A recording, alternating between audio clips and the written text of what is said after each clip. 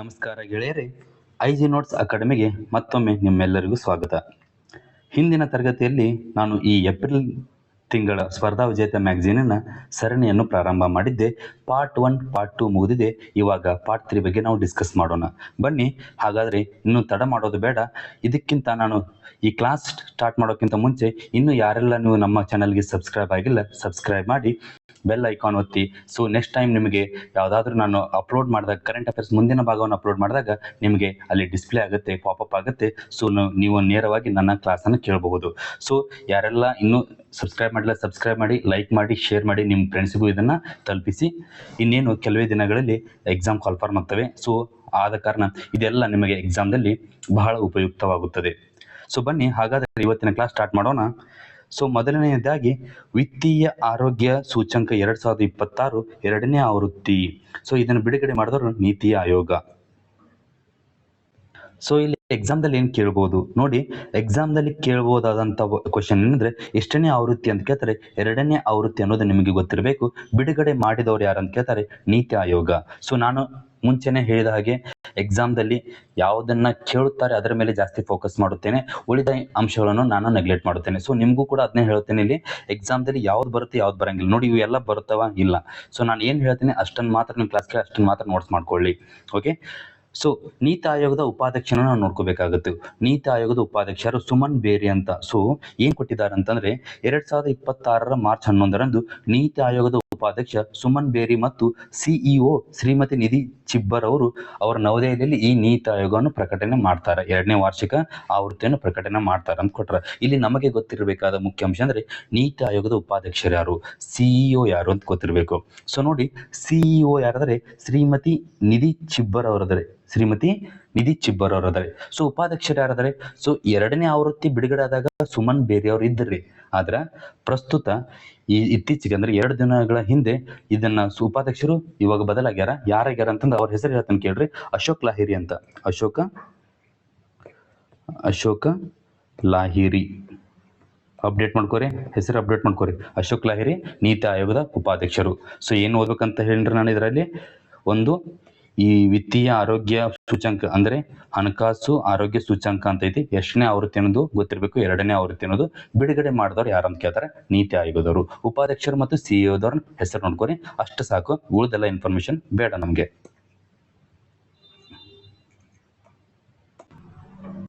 ಇದು ಬೇಕಾ ಸರ್? ಇದು ಬೇಡ, ಓದ್ಬಿಡ್ರಿ ನಾನು. ಸೊ ನೋಡಿ, ಸೂಚ್ಯಂಕ ಬಿಡುಗಡೆ ಮಾಡ್ಯಾರ. ಸೂಚ್ಯಂಕ ಬಿಡುಗಡೆ ಮಾಡಿದಾಗ ಏನು ಕೇಳ್ಯಾರ, ಅದರಲ್ಲಿ ಒಟ್ಟು 4 ವರ್ಗಗಳದಾರೆ. ಸಾಧಕ ವರ್ಗ, ಮುಂಚೂಣಿಯಲ್ಲಿರುವ ವರ್ಗ, ಪ್ರದರ್ಶಕರು ಮತ್ತು ಆಕಾಂಕ್ಷಿತರು ಅಂತ ಬರ್ತಾರೆ. ಸಾಧಕರು ಅಂದ್ರೆ ಒಟ್ಟು 3 ರಾಜ್ಯ ಬರ್ತಾವೆ, ಒಡಿಶಾ, ಗೋವಾ, ಜಾರ್ಖಂಡ್. ಅದರಲ್ಲಿ ಒಡಿಶಾ ರಾಜ್ಯ ಇಂಪಾರ್ಟೆಂಟ್ ಆಗುತ್ತೆ, ಸಾಧಕ ವರ್ಗ ಅಂತ ಬರ್ತದೆ. ಸೂಚ್ಯಂಕದಲ್ಲಿ ಮೊದಲ ಸ್ಥಾನದಲ್ಲಿದೆ. ಹಾಗೆ ಕರ್ನಾಟಕದ ಸ್ಥಾನ ಕೇಳ್ತಾರೆ. ಕರ್ನಾಟಕದ ಸ್ಥಾನ 9ನೇ ಸ್ಥಾನ ಇದೆ. ಇದು ಮುಂಚೂಣಿಯಲ್ಲಿರುವ ಸ್ಥಾನ, ಫ್ರಂಟ್ ರನ್ನರ್ಸ್ ಅಂತ ಬರ್ತೀವಿ. ಅದರಲ್ಲಿ ನಮ್ಮ ಕರ್ನಾಟಕ ಸ್ಥಾನ ಐತಿ, ಗೊತ್ತಿರಬೇಕು. ಇಷ್ಟು ಪಾಯಿಂಟ್ ಸಾಕು. ನೆಕ್ಸ್ಟ್, ನೀತಿ ಆಯೋಗದ ಸ್ಥಾಪನೆ ಯಾವಾಗ ಆಗುತ್ತೆ? 2015 ಜನವರಿ 1ರಂದು ನೀತಿ ಆಯೋಗ ಸ್ಥಾಪನೆ ಆಗುತ್ತೆ. ನೀತಿ ಆಯೋಗದ ಅಧ್ಯಕ್ಷರು ಯಾರಿರ್ತಾರೆ ಕೇಳ್ತಾರೆ, ಪ್ರಧಾನಮಂತ್ರಿಯವರು ಅಧ್ಯಕ್ಷರಾಗಿರ್ತಾರೆ. ಉಪಾಧ್ಯಕ್ಷರ ಬಗ್ಗೆ ನಾನು ಇವಾಗಲೇ ಜಸ್ಟ್ ಹೇಳಿದೆ, ಅಶೋಕ್ ಲಾಹಿರಿ ಅವರು ಉಪಾಧ್ಯಕ್ಷರು ಅದಾರ ಪ್ರಸ್ತುತ. ಸೊ ವರದಿಗಳು ಏನೇನು ಬಿಡುಗಡೆ ಮಾಡ್ತಾವ ಅಂತ ಕೇಳ್ತಾರೆ ಸರ್, ಇಂಪಾರ್ಟೆಂಟ್. ನೀತಿ ಆಯೋಗ ವರದಿಗಳು ವರದಿಗಳು ಬಿಡುಗಡೆ ಮಾಡ್ತಾವ ಅಂದ್ರೆ, ಸುಸ್ಥಿರ ಅಭಿವೃದ್ಧಿ ಭಾರತ ಸೂಚ್ಯಂಕವನ್ನು ಬಿಡುಗಡೆ ಮಾಡುತ್ತಾ, ರಾಷ್ಟ್ರೀಯ ಬಹು ಆಯಾಮ ಬಡತನ ಸೂಚ್ಯಂಕ ಬಿಡುಗಡೆ ಮಾಡುತ್ತಾ, ಆಕಾಂಕ್ಷಿತ ಜಿಲ್ಲೆಗಳು ಬಿಡುಗಡೆ ಮಾಡುತ್ತಾ, ಭಾರತದ ನಾವೀನ್ಯತೆ ಸೂಚ್ಯಂಕವನ್ನು ಬಿಡುಗಡೆ ಮಾಡುತ್ತಾ. ಇಷ್ಟು ಪಾಯಿಂಟ್ ಓದಿದರೆ ಸಾಕು. ನೆಕ್ಸ್ಟ್, 1951 ಜನತಾ ಪ್ರಾತಿನಿಧ್ಯ ಕಾಯ್ದೆಯ ಸೆಕ್ಷನ್ 126(1)(b). ಸೊ ಇದರಲ್ಲಿ ಏನು ಓದ್ಬೇಕು ಸರ್ ನಾವು? ಇದರಲ್ಲಿ ಏನು ಓದ್ಬೇಕಂತಂದ್ರೆ, ಸೊ ನೋಡಿ, ಚುನಾವಣಾ ಆಯೋಗವು 1951 ಜನಪ್ರತಿನಿಧ್ಯ ಕಾಯ್ದೆಯ ಸೆಕ್ಷನ್ 126 ಸಬ್ 1 ಸಬ್ ಬಿ ಅಡಿಯಲ್ಲಿ ಇತ್ತೀಚಿನ ಪಂಚರಾಜ್ಯ ವಿಧಾನಸಭಾ ಚುನಾವಣೆಗಳಿಗೆ ಮೌನ ಅವಧಿಯನ್ನು ಘೋಷಿಸಿದೆ. ಇಷ್ಟು ಗೊತ್ತಿದೆ ಸರ್ ನಮ್ಗೆ, ಆಯ್ತಾ?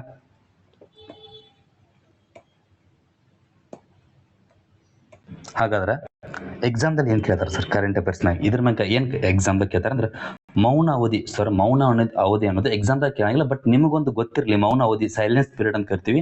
ಇದಂದ್ರೆ ಏನಂತ ಗೊತ್ತಿರಲಿ, ಯಾವುದೇ ಒಂದು ಮತಗಟ್ಟೆ ಪ್ರದೇಶದಲ್ಲಿ ಅಂದ್ರೆ ಯಾವುದೋ ಒಂದು ಚಲಾವಣೆ ನಡೆದಿರ್ತೈತಿ, ಅಂದ್ರೆ ಚುನಾವಣೆ ನಡೆದಿರ್ತೈತಿ, ಅಲ್ಲಿ ಮತಗಟ್ಟೆ ಇರುತ್ತೆ. ಆ ಮತಗಟ್ಟೆ ಪ್ರದೇಶದಲ್ಲಿ ಯಾವುದೇ ಚುನಾವಣೆಗೆ ಸಂಬಂಧಪಟ್ಟಂಥ ವರದಿಯನ್ನು ನೀವು ಟಿವಿದಲ್ಲಿ ಟೆಲಿವಿಷನ್ ಮಾಡಂಗಿಲ್ಲ, ಮಾಡಬಾರ್ದು. ಯಾಕಂದರೆ ಯಾವಾಗ ಮಾಡಬಾರ್ದು ಅಂದರೆ ಇನ್ನೇನು ವೋಟಿಂಗ್ ಸ್ಟಾರ್ಟ್ ಆಗಿರ್ತೈತಿ, ವೋಟಿಂಗ್ ಸ್ಟಾರ್ಟ್ ಆಗಿ ಸಾಯಂಕಾಲ 5 ಗಂಟೆ ಮುಗಿತೈತೆ ಅಂತ ಅನ್ಕೋರಿ. 5 ಗಂಟೆ ಹಿಡಿದ ಹಿಂದಿನ 48 ಗಂಟೆ ಏನಿರುತ್ತಲ್ಲ ಆ ಸಮಯದಲ್ಲಿ ನೀವು ಸುತ್ತಮುತ್ತಲಿರುವ ಟೆಲಿವಿಷನ್ದಲ್ಲಿ ಅದರ ರಿಲೇಟೆಡ್ ಯಾವ ಇನ್ಫಾರ್ಮೇಷನನ್ನು ಡಿಸ್ಪ್ಲೇ ಮಾಡಬಾರ್ದು ಅಂತ ಹೇಳ್ತಾರೆ. ಇದಕ್ಕೆ ನಾವು ಸೈಲೆನ್ಸ್ ಪೀರಿಯಡ್ ಅಂತ ಕರಿತೀವಿ.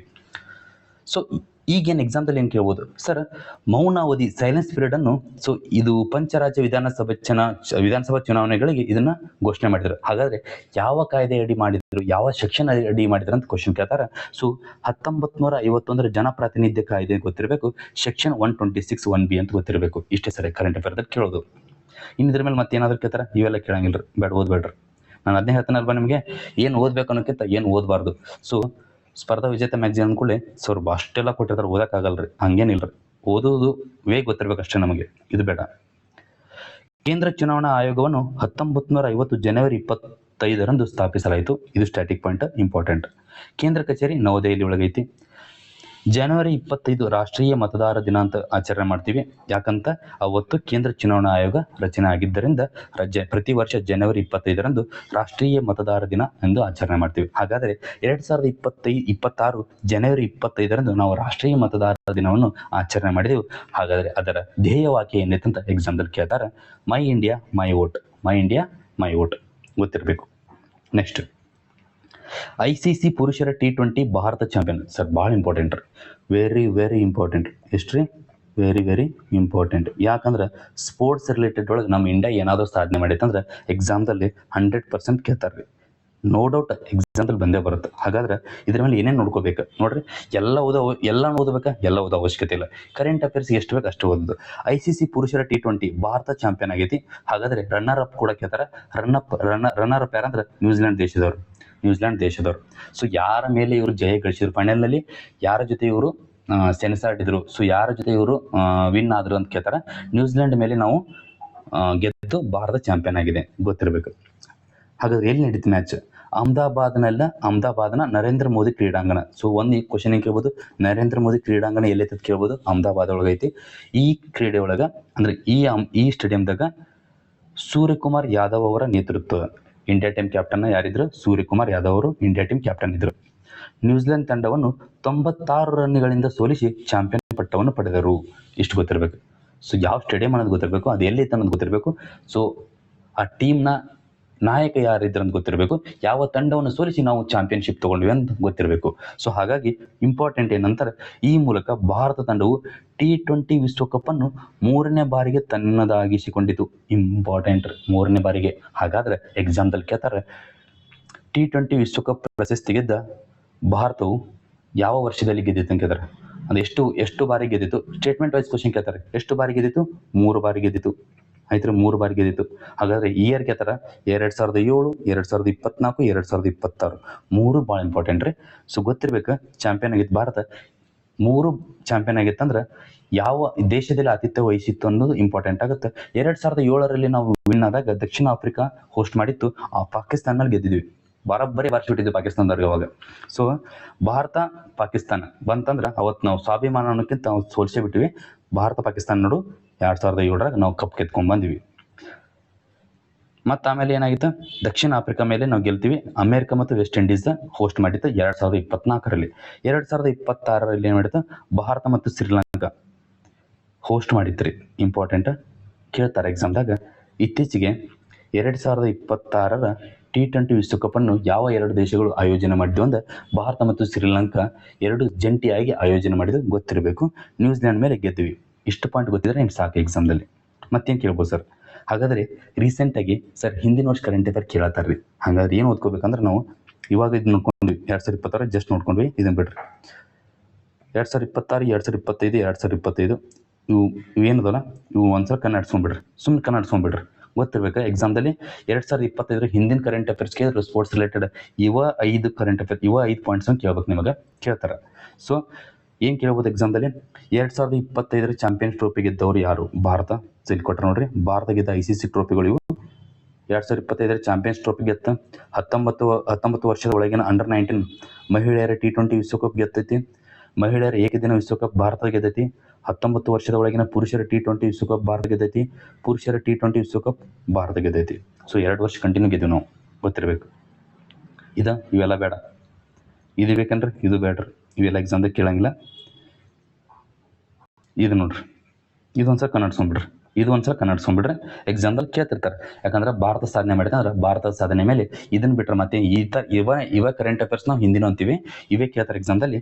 ಏನು ಗೊತ್ತಿರಬೇಕು, ಭಾರತ ತಂಡ ICC ಟ್ರೋಫಿ ಚಾಂಪಿಯನ್ಶಿಪ್. ಯಾಕಂದ್ರೆ ICC ಟ್ರೋಫಿ ಅನ್ನೋದು ಭಾಳ ಇಂಪಾರ್ಟೆಂಟ್ ಆಗುತ್ತೆ. ಭಾರತ ಅದರಲ್ಲಿ ಗೆದ್ದಿದ್ದು ಒಂದು ಐತಿಹಾಸಿಕ ಮೈಲುಗಲ್ಲು ಅಂತ ಹೇಳ್ಬೋದು ನಾವು. ಹಾಗಾಗಿ ಇವನ್ನೆಲ್ಲ ನೋಡ್ಕೊಳ್ಳೋದು ಅವಶ್ಯಕ. ಏಕದಿನ ವಿಶ್ವಕಪ್ ಯಾವಾಗ ಗೆದ್ದೀವಿ? 1983, 2011. T20 ವಿಶ್ವಕಪ್ ಯಾವಾಗ ಗೆದ್ದೀವಿ? 2007, 2024, 2026 3 ಬಾರಿ. ICC ಚಾಂಪಿಯನ್ಸ್ ಟ್ರೋಫಿ 3 ಬಾರಿ ಗೆದ್ದೀವಿ. ICC ಮಹಿಳಾ ಏಕದಿನ ಟ್ರೋಫಿ 2025 1 ಬಾರಿ ಗೆದ್ದೀವಿ. ಇಂಪಾರ್ಟೆಂಟ್ ಗೊತ್ತಿರಬೇಕು. ನೆಕ್ಸ್ಟ್, ಮಧ್ಯಪ್ರಾಚ್ಯದಲ್ಲಿ ಯುದ್ಧದಿಂದ ಭಾರತದ ಆರ್ಥಿಕತೆಯ ಮೇಲೆ ಪರಿಣಾಮ. ಸೊ ಇದು ನಿಮ್ಗೆ ಇದೇನೈತಲ್ಲ ಎಸ್ಸೆಗೆ PSA ಯಾರು ಓದತ್ತಿರಲ್ಲ ಅವ್ರಿಗೆ ಎಸ್ಸೆಗೆ ಭಾಳ ಯೂಸ್ ಆಗುತ್ತೆ ಸರ್. ಎಸ್ಸೆಗೆ ಓದ್ಕೋರಿ. ಇನ್ನು ಕರೆಂಟ್ ಅಫೇರ್ಸ್ ದೃಷ್ಟಿಯಿಂದ ನಾವು ನೋಡೋದಾದ್ರೆ ಇದು ಅಷ್ಟು ಇಂಪಾರ್ಟೆಂಟ್, ಇದರಲ್ಲಿ ಯಾವ ಪಾಯಿಂಟು ಇಲ್ಲ. ಆಲ್ರೆಡಿ ನಾನು ಹಾರ್ಮೋನ್ ಜಲಸಂಧಿ ಬಗ್ಗೆ ಹಿಂದಿನ ತರಗತಿಯಲ್ಲಿ ನಿಮ್ಗೆ ವಿತ್ ಮ್ಯಾಪ್ ಹೇಳ್ಕೊಟ್ಟಿನಿ. ಸೊ ಯಾರೆಲ್ಲ ಹಿಂದಿನ ತರಗತಿ ಕೇಳಿಲ್ಲ, ಹಿಂದಿನ ತರಗತಿಯನ್ನು ಕೇಳ್ಕೊಂಡು ಬನ್ನಿ. ಯಾಕಂದರೆ ಅಲ್ಲಿ ವಿತ್ ಮ್ಯಾಪ್ ಇರಾನ್ ಬಾರ್ಡರ್ಸ್ ಕೊಟ್ಟಿನಿ, Iran border with map explain ಮಾಡೀನಿ. ಹಾರ್ಮೋನ್ ಜಲಸಂಧಿ ವಿತ್ ಬಾರ್ಡರ್ ಹೆಲ್ಪ್ ಮಾಡಿ, ವಿತ್ ಬಾರ್ಡರ್ನ ಎಕ್ಸ್ಪ್ಲೇನ್ ಮಾಡೀನಿ. ಓಕೆ, ಸೊ ಯಾರೆಲ್ಲ ಕೇಳ್ಕೊಂಡಿಲ್ಲ ಒಂದ್ಸಲ ಹಿಂದಿನ ಕ್ಲಾಸ್ ಕೇಳ್ಕೊಂಡು ಬನ್ನಿ. ಎಕ್ಸಾಮ್ದಲ್ಲಿ ಇವೆರಡರ ಮೇಲೆ ಫಿಕ್ಸ್ 100% ನಿಮ್ಗೆ ಒಂದು ಕ್ವಶನ್ ರೈಸ್ ಆಗುತ್ತೆ, ಅಥವಾ 2 ಕ್ವಶನ್ ರೈಸ್ ಆಗ್ಬೋದು. 2 ಮಾರ್ಕ್ಸ್ನ ಅನ್ಯಾಯವಾಗಿ ಕಳ್ಕೋಬೇಡಿ. ಓಕೆ, ಬನ್ನಿ ನೆಕ್ಸ್ಟ್. ಇವೆಲ್ಲ ಓದ್ಬೇಕಾ? ಬೇಡ ಸರ್, ಯಾವ ಓದ್ಬೇಡ್ರಿ. ನೆಕ್ಸ್ಟ್, ಭಾರತದ ಆರ್ಥಿಕತೆಯನ್ನು ಸುಧಾರಿಸಿಕೊಂಡಿರುವ ತತ್ಕ್ಷಣ ಯೋಜನೆ ಅಂತ ಬರುತ್ತೆ. ಸೊ ಏನು ಸರ್ ಇದು? ಸೊ ನೋಡಿ, ಒಂದು ನಿಮ್ಗೆ ಹೊಸ ಯೋಜನೆ ಬಂದಾಗ ಇಂಪಾರ್ಟೆಂಟ್ ಆಗುತ್ತೆ resilience and logistic intervention for export facilitation, ಅಂದರೆ ರಿಲೀಫ್ ಅಂತ ಕರಿತೀವಿ. ಒಂದು ಏನು ಕೇಳ್ಬೋದು ಅಂದ್ರೆ ಈ ರಿಲೀಫ್ ಫುಲ್ ಫಾರ್ಮ್ ಕೇಳ್ಬೋದು. ಇದು ಇಂಪಾರ್ಟೆಂಟ್ ಆಗುತ್ತೆ. ಈ ಯೋಜನೆ ಏನು ಹೇಳ್ತಂದ್ರೆ ರಫ್ತುದಾರರಿಗೆ ರಿಲೀಫ್ ಯೋಜನೆ ಅಂತ ಹೇಳ್ತೀವಿ. ಇದು ರಫ್ತುದಾರರಿಗೆ ಸಂಬಂಧಿತ, ಅಂದರೆ ಈ ಯುದ್ಧದ ಕಾರಣವಾಗಿ ನಾವು ರಫ್ತು ಮಾಡೋಕೆ ನಮ್ಗೆ ಭಾಳ ಕಷ್ಟ ಆಗತೈತಿ. ಅಂಥ ಸರಕು ಸಾಗಣೆಗೆ ಮಾಡುವ ರಫ್ತುದಾರರಿಗೆ ನೆರವಾಗಲು ಕೇಂದ್ರ ಸರ್ಕಾರ ಏನು ಮಾಡೈತಿ, ಒಟ್ಟು 497 ಕೋಟಿ ರೂಪಾಯಿ ಮೊತ್ತದ ಈ ರಿಲೀಫ್ ಯೋಜನೆಯನ್ನು ಅನಾವರಣಗೊಳಿಸಿದೆ. ಇಷ್ಟು ಗೊತ್ತಿರ್ಬೇಕು ನಿಮ್ಗೆ. ಇರಾನ್ನೊಂದಿಗೆ ಮಾತುಕತೆ. ಸೊ ಆಲ್ರೆಡಿ ಇರಾನ್ ಬಹಳ ಸುದ್ದಿ ಒಳಗೈತಿ, ಹಾಗಾಗಿ ಇರಾನ್ ವಿತ್ ಬಾರ್ಡರ್ ನಾನು ಎಕ್ಸ್ಪ್ಲೇನ್ ಮಾಡೀನಿ. ಬಾರ್ಡರ್ ಕಂಟ್ರೀಸ್ ಹಿಂದಿನ ಕ್ಲಾಸ್ನಲ್ಲಿ ಯಾರೆಲ್ಲ ನೋಡಿಲ್ಲ ನೋಡ್ಕೊಂಬನ್ನಿ. ದೇಶದ ಮೊದಲ ರಿಂಗ್ ಮೆಟ್ರೋ ಆರಂಭ ಎಲ್ಲಿತ್ತು ಸರ್? ದೆಹಲಿ. ಮುಗಿತು ಸರ್, ಕರೆಂಟ್ ಅಫೇರ್ಸ್ ಇಷ್ಟ ಮುಗಿದ್ರು. ಇದ್ರ ಮೇಲೆ ಮತ್ತೆ ಜಾಸ್ತಿ ನೀವು ಸರ್ಕಸ್ ಮಾಡಂಗಿಲ್ಲ. ಓಕೆ, ದೇಶದ ಮೊದಲ ರಿಂಗ್ ಮೆಟ್ರೋ ಆರಂಭ ದೆಹಲಿ ಒಳಗೈತಿ, ಮುಗೀತು. 50 ಮಿಲಿಯನ್ ಟನ್ ಕಬ್ಬಿನ ಉತ್ಪಾದಿಸಿದ ದೇಶದ ಮೊದಲ ಗಣಿಗಾರಿಕೆ company NMDC sir, NMDC. So ಇದರಲ್ಲಿ ಏನು ಓದ್ಕೋಬೇಕ್ರಿ ನಾವು ಕರೆಂಟ್ ಅಫೇರ್ಸ್? ಇವೆಲ್ಲ ಬೇಡ. ಕೇಂದ್ರ ಸರ್ಕಾರದ ಉಕ್ಕು ಸಚಿವಾಲಯದಡಿಯಲ್ಲಿ ಬರುವ ಭಾರತದ ಅತಿದೊಡ್ಡ ಕಬ್ಬಿನ ಅದಿರು ಉತ್ಪಾದಕ. ಸೊ ಭಾರತದ ಅತಿದೊಡ್ಡ ಕಬ್ಬಿನ ಅದಿರು ಉತ್ಪಾದಕ ಯಾವುದಂದ್ರೆ NMDC ರೀ. ಇದು ಯಾವುದರ ಸಚಿವಾಲಯ ಅಡಿ ಬರುತ್ತೆ? ಕೇಂದ್ರ ಸರ್ಕಾರದ ಉಕ್ಕು ಸಚಿವಾಲಯದಡಿ ಬರ್ತೈತಿ. ಸೊ ಇದಕ್ಕೆ ಸ್ಥಾನಮಾನ ನವರತ್ನ ಸಾರ್ವಜನಿಕ ಒಡೆತನದ ಕಂಪ್ನಿಗಿದೆ. ಇದು ನವರತ್ನ ಅಂದರೆ ನವರತ್ನ ಮಹಾರತ್ನ ಬರ್ತಾವೆ, ಅದರಲ್ಲಿ ಸ್ಥಾನವನ್ನು ಪಡ್ಕೊಂಡೈತಿ NMDC. ದೇಶದ ಮೊದಲ ಅತಿದೊಡ್ಡ ಗಣಿಗಾರಿಕಾ ಕಂಪನಿಯಾಗಿ ಇತಿಹಾಸ ನಿರ್ಮಿಸಿದೆ. ಕೇಳ್ತಾರೆ ದೇಶದ ಮೊದಲ ಅತಿದೊಡ್ಡ ಗಣಿಗಾರಿಕಾ ಕಂಪನಿ ಯಾವುದಂತ ಕೇಳ್ತಾರೆ, ಅಥವಾ ಭಾರತದ ಅತಿದೊಡ್ಡ ಕಬ್ಬಿಣದ ಅದಿರು ಉತ್ಪಾದಕ ಕಂಪನಿ ಯಾವುದಂತ ಕೇಳ್ತಾರೆ, NMDC ಅನ್ನು ಗೊತ್ತಿರಬೇಕು. ಯಾವ ಸಚಿವಾಲಯದ ಅಡಿಯಲ್ಲಿ ಬರುತ್ತಂತ ಕೇಳಿದ್ರೆ ಉಕ್ಕು ಸಚಿವಾಲಯದ ಅಡಿ ಬರುತ್ತದೆ. ಹಾಗಾದರೆ NMDC ಅಂದ್ರೆ ಏನು ಸರ್? NMDC ಮ್ಯಾಕ್ಸಿಮದಲ್ಲಿ ಕೊಟ್ಟಿಲ್ಲ, ಬಟ್ ಇದನ್ನ ಮ್ಯಾಗೆ ಕರೆಂಟ್ ಅಫೇರ್ಸ್ ಪ್ರತಿ ವರ್ಷನೂ, ಅಂದರೆ ಇತ್ತೀಚೆಗೆ KEದವ್ರು ಏನು ಎಕ್ಸಾಮ್ ನಡೆಸತ್ತಾರಲ್ಲ ಅವ್ರು ಒಂದು ಫುಲ್ ಫಾರ್ಮ್ ಕೇಳ್ತಾರೆ.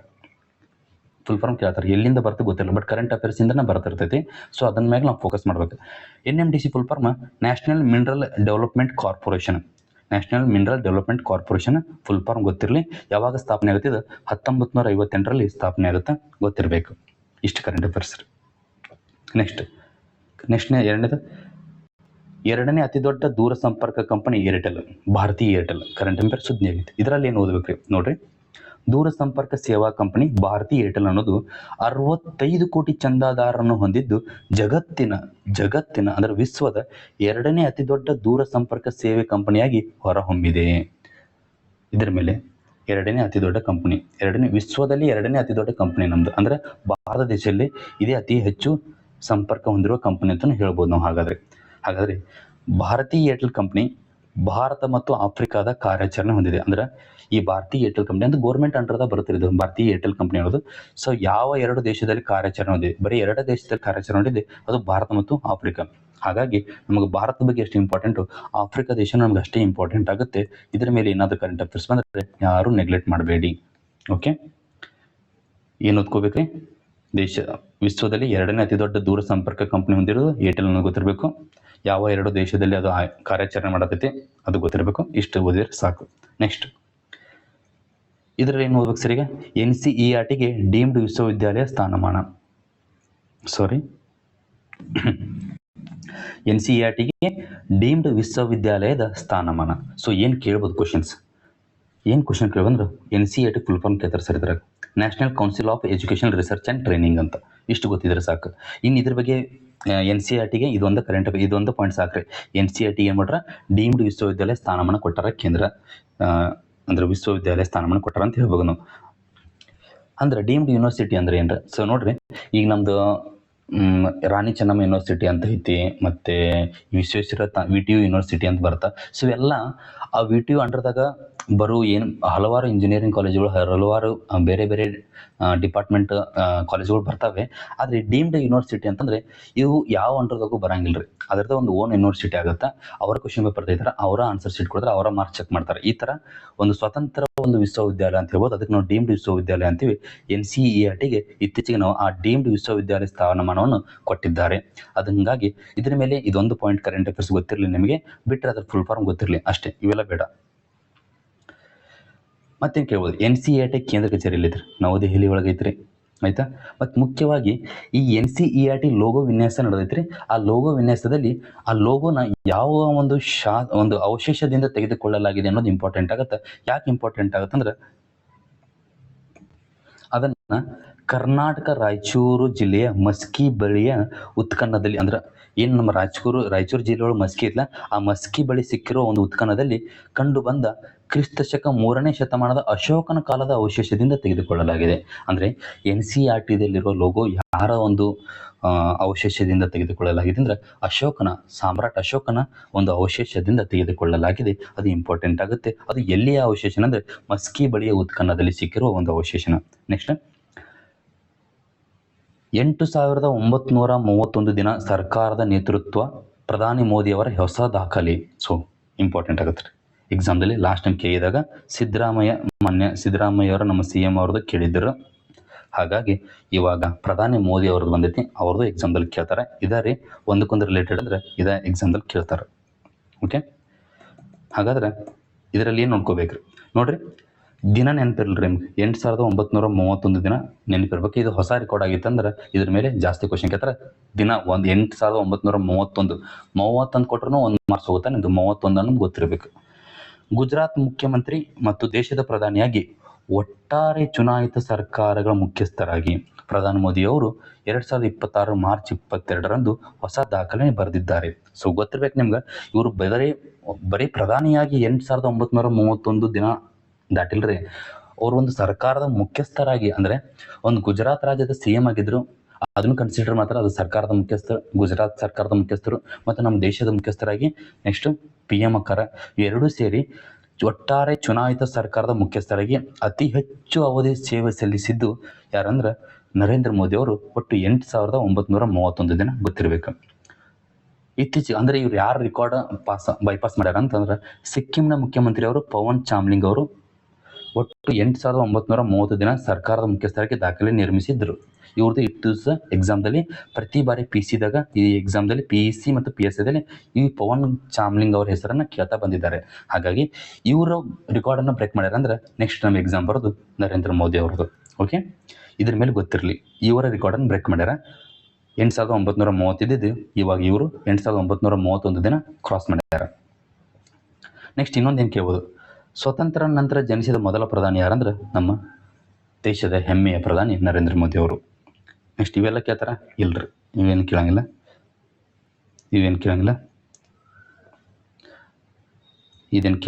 ಬಟ್ ನೋಡ್ರಿ, ಸಂಸತ್ತಿನ ವಿಶೇಷ ಕಲಾಪ, ಸ್ಪೆಷಲ್ ಸೀಸನ್ ಆಫ್ ಪಾರ್ಲಿಮೆಂಟ್ ಎಕ್ಸಾಮ್ದಲ್ಲಿ ಇದ್ರ ಬಗ್ಗೆ ನೀವು ಈ ಪಾಲಿಟಿ ಬುಕ್ನಲ್ಲಿ ಏನು ಓದ್ತಿರ್ತಾರಲ್ಲ, ಅವಾಗ ಈ ಟಾಪಿಕ್ ಮೇಲೆ ಸ್ವಲ್ಪ ಜಾಸ್ತಿ ಗಮನ ಕೊಡಿ. ಯಾಕಂದರೆ ಇತ್ತೀಚೆಗೆ ಈ ಮಹಿಳಾ ಮೀಸಲಾತಿ ಕಾಯ್ದೆ ಮತ್ತು ಲೋಕಸಭೆಯಲ್ಲಿ ಕ್ಷೇತ್ರಗಳನ್ನು ಹೆಚ್ಚಿಗೆ ಮಾಡೋದ್ರ ಮೇಲೆ ಮಸೂದೆ ಮಂಡನೆ ಮಾಡಿದ್ರು.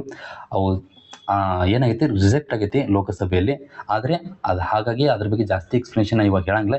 ಇದ್ರ ಬಗ್ಗೆ ನಾನು ಆಲ್ರೆಡಿ ಹಿಂದಿನ ಕ್ಲಾಸ್ನಲ್ಲಿ ಜನವರಿ ಮಂತ್ನಲ್ಲಿ ಇದ್ರ ಬಗ್ಗೆ ಡಿಸ್ಕಸ್ ಮಾಡಿದ್ದೀನಿ. ಜನವರಿ ಮಂತ್ ಮ್ಯಾಗ್ಝಿನ್ದಲ್ಲಿ ಇದ್ರ ಬಗ್ಗೆ, ಈ ಕಾಯ್ದೆಗಳ ಬಗ್ಗೆ ಎಲ್ಲ ಸಂಪೂರ್ಣವಾಗಿ ಮಾಹಿತಿ ಕೊಟ್ಟಿದ್ದೇನೆ. ನೀವು ಏನಾದರೂ ನಮ್ಗೆ ಇನ್ನೂ ಅದ್ರ ಬಗ್ಗೆ ಜಾಸ್ತಿ ಇನ್ಫಾರ್ಮೇಷನ್ ಬೇಕಾದರೆ ಜನವರಿ ಮಂತ್ ಮ್ಯಾಗ್ಝಿನ್ನ ನೋಡ್ಕೊಳ್ಳಿ. ಸೊ ಇಲ್ಲಿ ಈ ಕಾಯ್ದೆ ನಮಗೆ ಜಾರಿ ಆಗಿಲ್ಲ, ಆದರೆ ಈ ಸಂಸತ್ತಿನ ವಿಶೇಷ ಕಲಾಪ ಅದಕ್ಕೋಸ್ಕರ ಕರೆದಿದ್ರು ಅವರು. ಹಾಗಾಗಿ ಇದು ಬಹಳ ಸುದ್ದಿಯಲ್ಲೈತಿ. ಇದರ ಬಗ್ಗೆ NCERT ಪೊಲಿಟಿ ಬುಕ್ನಲ್ಲಿ ನೀವು ಓದುವಾಗ, ಸಂವಿಧಾನ ಓದುವಾಗ ಇದರ ಮೇಲೆ ಜಾಸ್ತಿ ಫೋಕಸ್ ಮಾಡಿ ಓದಿ, ಆಯ್ತಾ. ಇಷ್ಟು, ಇದೆಲ್ಲ ಬೇಡ. ಅಮರಾವತಿ ಆಂಧ್ರದ ರಾಜಧಾನಿ ಎಂಬ ವಿಧೇಯಕಕ್ಕೆ ಲೋಕಸಭೆಯಲ್ಲಿ ಅನುಮೋದನೆ. ಸೊ ನೋಡ್ರಿ, ಮುಂಚೆ ಆಂಧ್ರ ಪ್ರದೇಶಕ್ಕೆ 3 ರಾಜಧಾನಿಗಳಿದ್ದು, ಈಗ 3 ರಾಜ್ಯಗಳನ್ನು ತೆಗೆದು ಒಂದು ಶಾಶ್ವತ ರಾಜಧಾನಿ ಮಾಡ್ಯಾರ. ಯಾವುದಂದ್ರೆ ಅಮರಾವತಿನ ಒಂದು ಏಕೈಕ ರಾಜಧಾನಿಯಾಗಿ ಮಾಡ್ಯಾರ. ನೋಡ್ರಿ, ಅಮರಾವತಿನ ಆಂಧ್ರ ಪ್ರದೇಶದ ಏಕೈಕ ಮತ್ತು ಶಾಶ್ವತ ರಾಜಧಾನಿಯಾಗಿ ಘೋಷಣೆ ಮಾಡ್ಯಾರ. ಈ ಮೂಲಕ 3 ರಾಜಧಾನಿಗಳನ್ನು ಹೊಂದಿದ್ದ ಆಂಧ್ರ ಪ್ರದೇಶವು ಏಕೈಕ ರಾಜಧಾನಿಯನ್ನು ಹೊಂದಿದಂತಾಗಿದೆ. ಗೊತ್ತಿರ್ಬೇಕು ನೋಡ್ರಿ. ಇಲ್ಲಿ ಕೊಟ್ಟಾರ. ನೆಕ್ಸ್ಟ್, ಸಿದ್ದರಾಮಯ್ಯನವರು ಕರ್ನಾಟಕ ರಾಜ್ಯದ ಮುಖ್ಯಮಂತ್ರಿಯಾಗಿ 2026 ಜನವರಿ 7, ಇಂಪಾರ್ಟೆಂಟ್, 2026 ಜನವರಿ 7ಕ್ಕೆ 2793 ದಿನಗಳನ್ನು ಪೂರೈಸಿ ರಾಜ್ಯದ ದೀರ್ಘಾವಧಿ ಮುಖ್ಯಮಂತ್ರಿಯಾಗಿ ದಾಖಲೆ ನಿರ್ಮಿಸಿದ್ದಾರೆ. ಈ ಪಾಯಿಂಟ್ ಇಂಪಾರ್ಟೆಂಟ್, ಎಕ್ಸಾಮ್ದಲ್ಲಿ ಕೇಳ್ತಾರೆ. ಆಲ್ರೆಡಿ KIದಲ್ಲಿ ಕೇಳಿಬಿಟ್ಟಾರೆ. ಈಗ ಗಂಗಾ ನದಿಯ ನೀರು ಸ್ನಾನಕ್ಕೆ ಯೋಗ್ಯ, ಕೇಂದ್ರ ಸರ್ಕಾರ ವರದಿ ಕೊಟ್ಟೈತಿ. ಇದರ ಮೇಲೆ ಓದೋದು ಅವಶ್ಯಕತೆ ಏನಿಲ್ಲ, ಅಂಥದ್ದೇನು ಕರೆಂಟ್ ಅಫೇರ್ಸ್ ಏನಿಲ್ಲ ಇದ್ರ ಮೇಲೆ. ಇದೇನು ಓದಕ್ಕೆ ಹೋಗ್ಬೇಡ್ರಿ. ನಮಾಮಿ ಗಂಗೆ ಯೋಜನೆ ಇದಕ್ಕೆ ಸಂಬಂಧಪಟ್ಟೈತಿ, ಗಂಗಾ ನದಿಯ ಸ್ವಚ್ಛತೆಗಾಗಿ ಐತಿ, ಅದೊಂದು ಓದ್ಕೊಳ್ಳಿ, ಅಷ್ಟೇ ಸಾಕು. ಮುಂದೆ 300 ಬೆಟ್ಟಿಂಗ್ ಜೂಜ್ ಆ್ಯಪ್ ವೆಬ್ಸೈಟ್ ನಿಷೇಧ. ಇವು ಯಾವ ಎಕ್ಸಾಮ್ದಲ್ಲಿ ಕೇಳಂಗಿಲ್ರಿ, ಏನು ಕೇಳ್ಬೋದು ನೋಡ್ರಿ. 2025 ಆನ್ಲೈನ್ ಗೇಮಿಂಗ್ ಕಾಯ್ದೆ, 2025 ಆನ್ಲೈನ್ ಗೇಮಿಂಗ್ ಪ್ರಚಾರ ಮತ್ತು ನಿಯಂತ್ರಣ ಕಾಯ್ದೆ ಅನುಸಾರ ಅಧಿಕಾರಿಗಳು ಮಾಹಿತಿ ತಂತ್ರಜ್ಞಾನ ಕಾಯ್ದೆ 2000 ನಿಬಂಧನೆಯಡಿ ಅಕ್ರಮ ಬೆಟ್ಟಿಂಗ್ ವೆಬ್ ತಾಣಗಳನ್ನು ನಿರ್ಬಂಧಿಸಲು ಅವಕಾಶ ನೀಡುತ್ತದೆ. ಸೊ ಕೇಳ್ತಾರೆ, ಅಕ್ರಮ ಬೆಟ್ಟಿಂಗ್ ಮತ್ತು ವೆಬ್ ತಾಣಗಳನ್ನು, ಅಂದ್ರೆ ಅಕ್ರಮವಾಗಿ ನಡೆಸುತ್ತಿರುವ ವೆಬ್ ತಾಣಗಳನ್ನು ನಿರ್ಬಂಧಿಸಲು ಅವಕಾಶ ಮಾಡಿಕೊಡುವ ಒಂದು ಕಾಯ್ದೆ ಯಾವುದಂತ ಕೇಳಿದ್ರೆ 2025 ಆನ್ಲೈನ್ ಗೇಮಿಂಗ್ ಪ್ರಚಾರ ಮತ್ತು ನಿಯಂತ್ರಣ ಕಾಯ್ದೆ ಅಂತ ಕೇಳ್ತಾರೆ. ಈ ಥರ ಕ್ವಶನ್ KSP ಡಿಪಾರ್ಟ್ಮೆಂಟಿಗೆ ಭಾಳ ಫೇವ್ರೇಟ್. ಈ ಥರ ಕಾಯ್ದೆ ಯಾವ್ದು ಕೇಳ್ಬಿಡ್ತಾರೆ, ಗೊತ್ತಿರ್ಬೇಕು ನಿಮಗೆ. ನೆಕ್ಸ್ಟ್, OTP ವ್ಯವಸ್ಥೆ ಬದಲಿಗೆ ನಿಶಬ್ದ ದೃಢೀಕರಣ ವ್ಯವಸ್ಥೆ ಜಾರಿ. ಸೊ ಇದರಲ್ಲಿ ಏನು ಓದ್ಕೋಬೇಕು ಸರ್, ಏನು ಓದ್ಕೋಬೇಕಂದ್ರೆ ನೋಡ್ರಿ, OTP ಅಂದ್ರೆ ಏನ, first of all OTP full form ನೋಡ್ಕೋಬೇಕು, ಆಯ್ತಾ. ಮತ್ತು ಸ್ಯಾಮ್ ಅಂತ ಬರುತ್ತೆ. ಸ್ಯಾಮ್ ಅಂದ್ರೆ ಏನ, ಸ್ಯಾಮ್ ಫುಲ್ ಫಾರ್ಮ್ ಇಲ್ಲೇ ಸ್ಯಾಮ್, ಸೈಲೆಂಟ್ ಅಥೆಂಟಿಕೇಶನ್ ಮೆಕ್ಯಾನಿಸಮ್ ಅಂತ ಬರುತ್ತೆ. ಈ ಫುಲ್ ಫಾರ್ಮ್ ನೋಡ್ಕೋಬೇಕಾಗುತ್ತೆ ನಿಮ್ಗೆ, ಎರಡು ಹಿಂಗೆ ಇಂಪಾರ್ಟೆಂಟ್. ಸೊ ಇದರಲ್ಲಿ ಏನು ಹೇಳ್ತಾರೆ ಅಂದ್ರೆ ಅವರು ನೋಡ್ರಿ, ನಮಗೆ ಇಷ್ಟು ದಿವಸ, ಒಂದು ನಿಮಿಷ, ಓಕೆ ನೋಡಿ, ಮುಂಚೆ ಯಾವ ರೀತಿ ಇತ್ತಂದರೆ, ಅಂದರೆ ಸದ್ಯಕ್ಕೆ ಪ್ರಸ್ತುತ ಕೂಡ ನಾವು OTP ಬರುತ್ತೆ ನಮಗೆ. OTP ಅಂದರೆ ಇಂಟರ್ನೆಟ್ ಬ್ಯಾಂಕಿಂಗ್ ಇರ್ಬೋದು, ATM, ಸೆವೆರಲ್ ಆ್ಯಪ್ಸ್ ರಿಲೇಟೆಡ್ ಏನು ಬರುತ್ತೆ OTP ಬರುತ್ತೆ. OTP ಬಂದ ಕೂಡಲೇ ನಾವು ಏನು ಮಾಡ್ತೀವಿ, ಅದಕ್ಕೆ ಪಾಸ್ವರ್ಡ್ ಹಾಕ್ತೀವಿ. ಸೊ OTP ನಾವು ಕೊಟ್ಬಿಟ್ರೆ ನಮ್ಮದು ಎಲ್ಲ ಬ್ಯಾಂಕ್ನಲ್ಲಿ ಆಲ್ಮೋಸ್ಟ್ ಸೈಬರ್ ಕ್ರೈಮ್ ಅಂತ ಎಲ್ಲ ಏನಾಗುತ್ತೆ ಈ OTP ಇಂದನೇ ಆಗುತ್ತೆ. ಸೊ ಇದನ್ನು ತಡೆಗಟ್ಟಕ್ಕೆ ಏನು ಮಾಡಿದ್ದಾರೆ, ಸೈಲೆಂಟ್ ಅಥೆಂಟಿಕೇಶನ್ ಮೆಕ್ಯಾನಿಸಮ್ ಅಂತ ತಂದಿದ್ದಾರೆ. ಫುಲ್ ಫಾರ್ಮ್ ಗೊತ್ತಿರಬೇಕು, SAMದು full form silent authentication mechanism ಅಂತ. ಸೊ ಇದೇನು ಮಾಡುತ್ತೆ ಅಂತಂದರೆ, ವೈಶಿಷ್ಟ್ಯತೆ ಏನಂದರೆ ನೋಡಿ, ಫಸ್ಟ್ ಏನು ಮಾಡ್ತಾ ಇದ್ದು, OTP ಕಳಿಸೋಕ್ಕಿಂತ ಮುಂಚೆ ನಿಮ್ಮ ಮೊಬೈಲು ಅದರಲ್ಲಿರೋ ಸಿಮ್ ಎರಡು ನಿಮ್ಮದೇ ಅಂತ ಕನ್ಫರ್ಮ್ ಮಾಡ್ಕೊಳುತ್ತೆ. ಇನ್ನೊಬ್ಬ ಯಾರೋ ಒಬ್ಬರು ಮೊಬೈಲ್ನಲ್ಲಿ ನಿಮ್ಮ ಸಿಮ್ ಹಾಕೊಂಡ್ಬಿಟ್ಟು ಅದನ್ನು ಯೂಸ್ ಮಾಡ್ತಾ ಇದ್ರೆ ಅದೇನು ಮಾಡ್ತಾ ಆಟೋಮೆಟಿಕ್ ಬ್ಲಾಕ್ ಮಾಡುತ್ತೆ. ಆ ಮೊಬೈಲ್ ಯೂಸ್ ಮಾಡ್ತಿದ್ರೆ ಅಂದರೆ ಆ ಮೊಬೈಲು ಆ ಸಿಮ್ ಯೂಸ್ ಮಾಡ್ತಿದ್ರೆ, ಆ ಸಿಮ್ ನಿಮ್ಮ ಮೊಬೈಲ್ದಲ್ಲಿ ಇದ್ರೆ ಮಾತ್ರ ಅದೇನಾಗುತ್ತೆ, ನೆಕ್ಸ್ಟ್ ಪ್ರೊಸೀಡ್ ಆಗಿ OTP ಬರುತ್ತೆ. ಈ ರೀತಿ ಒಂದು ಸಿಸ್ಟಮನ್ನು ತಂದಿದ್ದಾರೆ. ಹಾಗಾಗಿ ಇದು ಎಕ್ಸಾಮ್ದಲ್ಲಿ ನಿಮಗೆ ಇದು ಗೊತ್ತಿರಲಿ ಇನ್ಫಾರ್ಮೇಷನ್, ಬಟ್ ಎಕ್ಸಾಮ್ದಲ್ಲಿ ಏನು ಕೇಳ್ಬೋದು ಅಂದರೆ OTP ಫುಲ್ ಫಾರ್ಮ್ ಕೇಳ್ತಾರೆ, ಮತ್ತು ಸೈಲೆಂಟ್ ಅಥೆಂಟಿಕೇಶನ್ ಮೆಕ್ಯಾನಿಸಮ್ ಅಂತ ಫುಲ್ ಫಾರ್ಮ್ ಕೇಳ್ತಾರೆ. ಸೊ ಆಲ್ರೆಡಿ PCದಲ್ಲಿ ಈ ರೀತಿಯಾದಂಥ ಫುಲ್ ಫಾರ್ಮ್ ಕೇಳ್ತಾ ಬಂದಿದ್ದಾರೆ. ಇವನ್ SDAದಲ್ಲೂ ಈ ರೀತಿ ಕ್ವಶನ್ ಕೇಳಿದ್ದಾರೆ. ಓಕೆ, ಇವೆಲ್ಲ ನೋಡ್ಕೊಳ್ಳಿ. GK ಯಾವ್ಯಾವ ನದಿಗಳು ಎಲ್ಲೆಲ್ಲಿ ಬಂದು ಸೇರ್ತಾವಂತ. ನೆಕ್ಸ್ಟ್ ಏನು ಕೇಳ್ಬೋದು,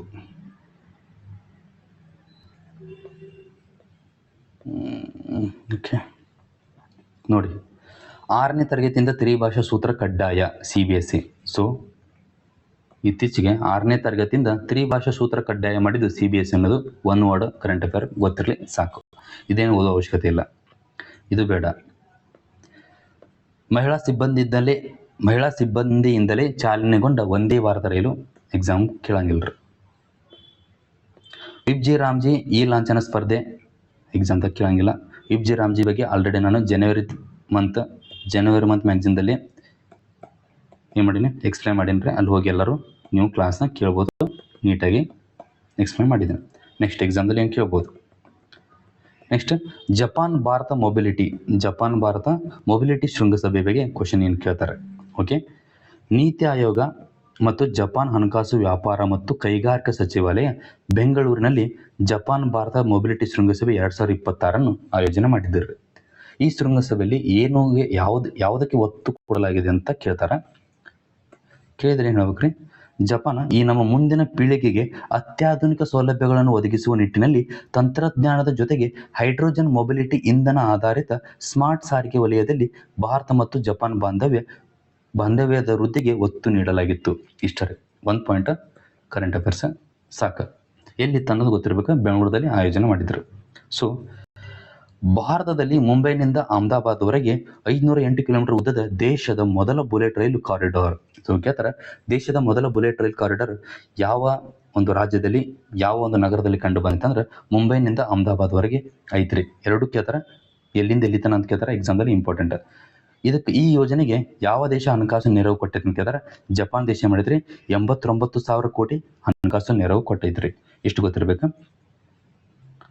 ನೆಕ್ಸ್ಟ್ ಪ್ರಾರಂಭ 2025 ಜಾಗೃತಿ ಅಭಿಯಾನ ಕೇಂದ್ರ ಆದಾಯ ತೆರಿಗೆ ಇಲಾಖೆ ಅಂತ ಬರುತ್ತೆ. ಕೇಂದ್ರ ಆದಾಯ ತೆರಿಗೆ ಇಲಾಖೆ ಅಂತ ಬರುತ್ತೆ, central income tax department. So ಇದರಲ್ಲಿ ಏನು ನೋಡ್ಕೋಬೇಕು ನಾವು, ಪ್ರಾರಂಭ 2025 ಜಾಗೃತಿ ಅಭಿಯಾನ ಅಂದ್ರೆ ಏನಂತ ಗೊತ್ತಿರ್ಬೇಕು ನಮ್ಗೆ. ಸೊ ನೋಡ್ರಿ, ಈ ಟ್ಯಾಕ್ಸ್ ಪೇ ಮಾಡ್ತಾರಲ್ಲ, ಈ ಟ್ಯಾಕ್ಸ್ ಪೇ ಮಾಡೋರು ಅಂದ್ರೆ ಕಿರಿಕಿರಿ ತಪ್ಸಕ, ಈ ತೆರಿಗೆ ಪಾವತಿಸಿದವರಿಗೆ ಕಿರಿಕಿರಿ ತಪ್ಸಕ ಮತ್ತು ಅವ್ರ ಜೀವನವನ್ನು ಸುಗಮಗೊಳಿಸಾಕ, ಆ ಒಂದು ಉದ್ದೇಶಪೂರ್ವಕವಾಗಿ ತೆರಿಗೆ ವಂಚಿಸುವವರನ್ನು ಪತ್ತೆ ಹಚ್ಚಾಕ ಈ ಸುಧಾರಿತ ಒಂದು ತಂತ್ರಜ್ಞಾನ ಬಳಸಿ ಪ್ರಾರಂಭ 2025 ಜಾಗೃತಿ ಅಭಿಯಾನವನ್ನು ಸ್ಟಾರ್ಟ್ ಮಾಡ್ಯಾರ. ಸೊ ಇದು ಇಂಪಾರ್ಟೆಂಟ್ ನಮಗೆ, ಇದು ಇಂಪಾರ್ಟೆಂಟ್ ಅಲ್ಲ. ಇದನ್ನ ಅಭಿಯಾನವನ್ನು ಸ್ಟಾರ್ಟ್ ಮಾಡಿದ್ರೆ ಯಾರಂತ ಕೇಳಿದ್ರೆ ಕೇಂದ್ರ ಆದಾಯ ತೆರಿಗೆ ಇಲಾಖೆದವರು ಆರಂಭ ಮಾಡಿದ್ದು. ಇದನ್ನ ಎಕ್ಸಾಂಪಲ್ ಕೇಳಬಹುದು. ಓಕೆ, ಮತ್ತು ಇನ್ನೊಂದು 2026 ಏಪ್ರಿಲ್ 1ರಿಂದ ಆದಾಯ ತೆರಿಗೆ ಕಾಯ್ದೆ 2025 ಜಾರಿಗೆ ಬರುತ್ತಿದೆ. ಸೊ ಆದಾಯ ತೆರಿಗೆ ಕಾಯ್ದೆ 2025 ಯಾವ ಒಂದು ದಿನಾಂಕದಿಂದ ಜಾರಿಗೆ ಬರುತ್ತದೆ ಅಂತ ಕೇಳಿದ್ರೆ ಈ ಪಾಯಿಂಟ್ ನಿಮ್ಗೆ ಎಕ್ಸಾಮ್ದಲ್ಲಿ ಬರೀಬೇಕಾಗುತ್ತೆ, ಇಂಪಾರ್ಟೆಂಟ್. ಇದೇನು ಬೇಡ.